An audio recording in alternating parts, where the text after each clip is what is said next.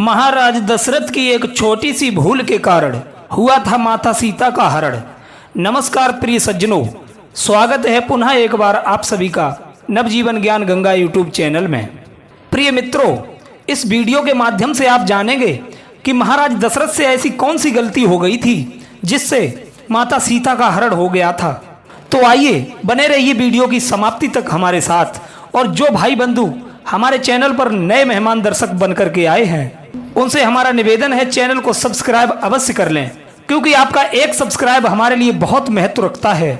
मित्रों, ये आख्यान रामायण से लिया गया है कि महाराज दशरथ से ऐसी कौन सी गलती बन गई थी जिस गलती की सजा माता सीता को भुगतनी पड़ी।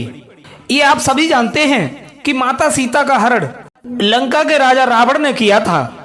प्रिय सज्जनों, रामायण के बारे में तो आप सभी जानते हैं और रामायण की बहुत सारी पुस्तकें भी हैं जो अलग अलग कवियों के द्वारा लिखी गई हैं।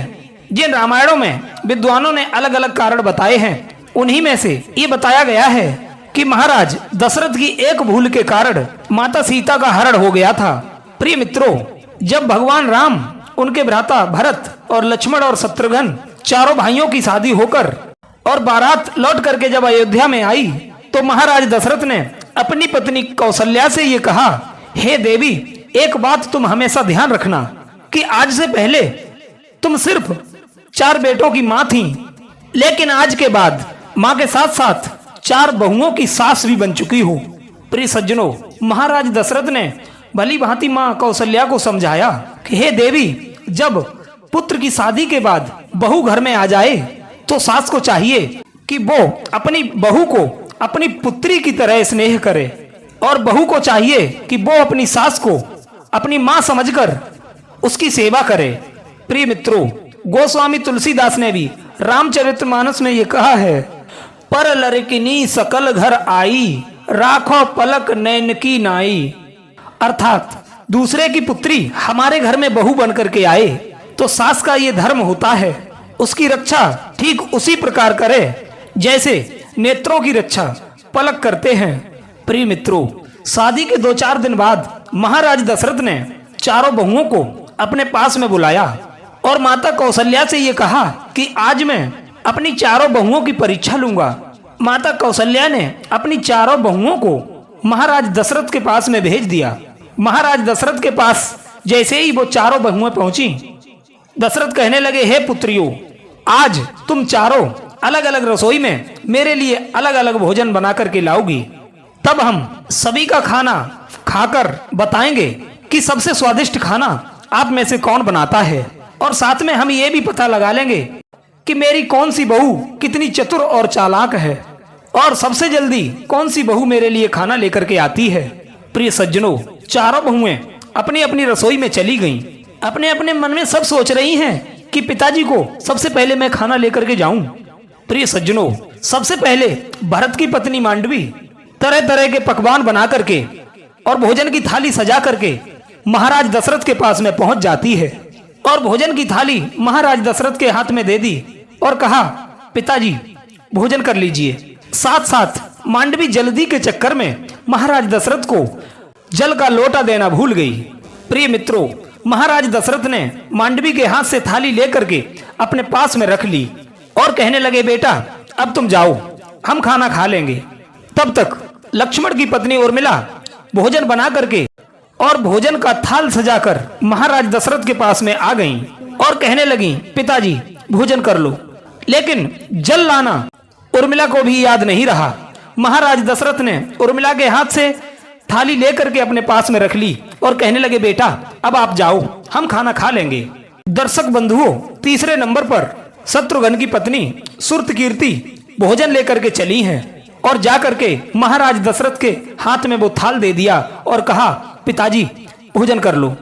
लेकिन जल्दी के कारण जल का लोटा लाना सुरतकीर्ति भी भूल गई।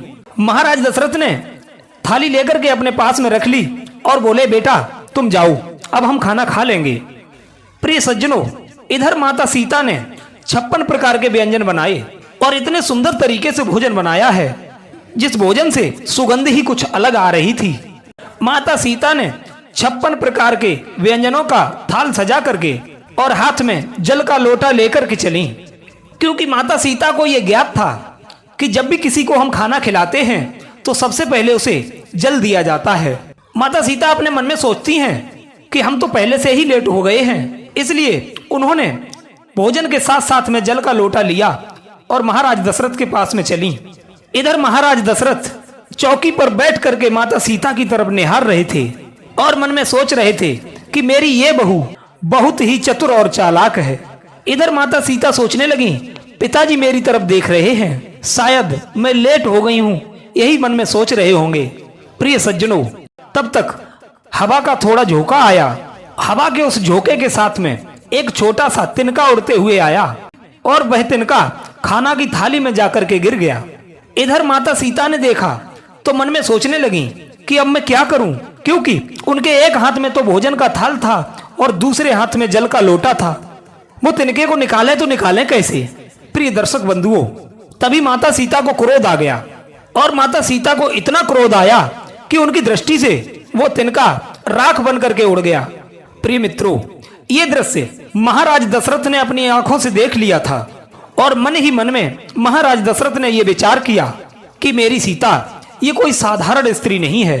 इधर माता सीता ने पहले महाराज दशरथ को जल का लोटा दिया और भोजन की थाली हाथ में लेकर कहने लगी, हे पिताजी भोजन कर लीजिए। महाराज दशरथ ने थाली अपने हाथ में लेकर अपने पास में रख ली। माता सीता हाथ जोड़ करके कहने लगी, हे पिताजी आप भोजन क्यों नहीं कर रहे हो? क्या हमसे कोई भूल हो गई है या अधिक विलंब के कारण आप हमसे क्रोधित हो गए हैं? तब महाराज दशरथ कहने लगे, हे पुत्री हम तुम्हारे हाथ का भोजन नहीं करेंगे। इतनी बात सुनने के बाद माता सीता मन ही मन में बहुत घबरा गईं।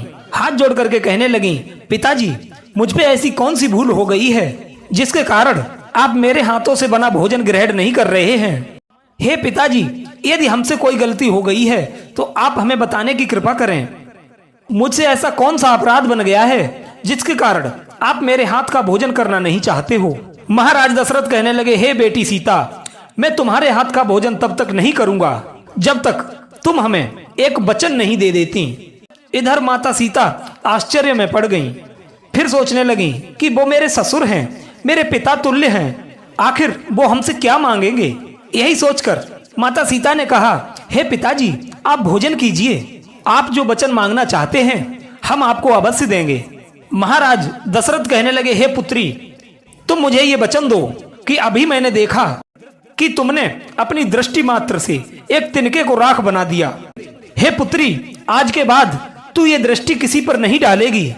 प्रिय सज्जनों, माता सीता ने ये वचन दिया था, हे पिताजी मैं आज के बाद किसी हालत में मैं ये दृष्टि कभी किसी के ऊपर नहीं डालूंगी। मैं आपको ये वचन देती हूँ, आप भोजन कर लीजिए। अब आप लोग सोच रहे होंगे कि महाराज दशरथ ने ऐसा क्यों किया था। महाराज दशरथ ने मन में ये सोचा था कि मेरा राम बहुत ही सीधा साधा है, भविष्य में यदि इनके बीच कोई आपस में बात विवाद हुआ तो सीता को कहीं क्रोध ना आ जाए और उसी क्रोध के चलते सीता यही दृष्टि हमारे राम पर ना डाल दे, कहीं सीता राम को भी इसी दृष्टि से भस्म ना कर दे। इसी डर के कारण महाराज दशरथ ने सीता माता से ये वचन ले लिया था कि आज के बाद ये दृष्टि कभी किसी पर भी ना डालना। प्रिय सज्जनों, यदि महाराज दशरथ ने माता सीता से ये वचन ना लिया होता तो माता सीता लंकेश रावण को भी इसी दृष्टि से भस्म कर देती और रावण माता सीता का हरण नहीं कर पाता, लेकिन वो वचनबद्ध थी इसलिए माता सीता का हरण हो गया था। प्रिय सज्जनों, ये वचन लेने के बाद महाराज दशरथ ने बड़े प्यार से भोजन को किया है और अपनी चारों बहुओं को पास में बुलाया और उन्हें समझाया कि हे पुत्रियों आप सीता से कुछ सीखिए, क्योंकि जब भी हम किसी को भोजन देते हैं तो उससे पहले जल का लोटा अवश्य देते हैं। प्रिय सज्जनों, ये कहानी कैसी लगी अपनी कीमती राय हमें कमेंट बॉक्स में अवश्य देना। आप सभी का बहुत बहुत धन्यवाद। जय श्री राम।